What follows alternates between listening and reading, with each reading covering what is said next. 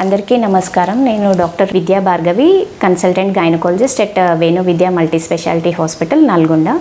Most common doubt, ప్రెగ్నెన్సీలో first scan ఎప్పుడు చేయించుకోవాలి, అసలు ఎందుకు చేయించుకోవాలి అనేది ఒక క్వశ్చన్.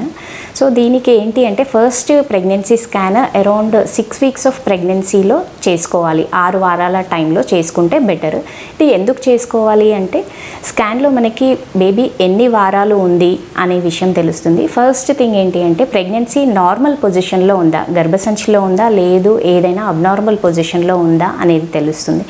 ఇంకొకటి ఏంటి అంటే, ప్రెగ్నెన్సీ సింగిల్గా ఉందా, లేదు కవలలు కానీ ఏమైనా ఉందా అనేది.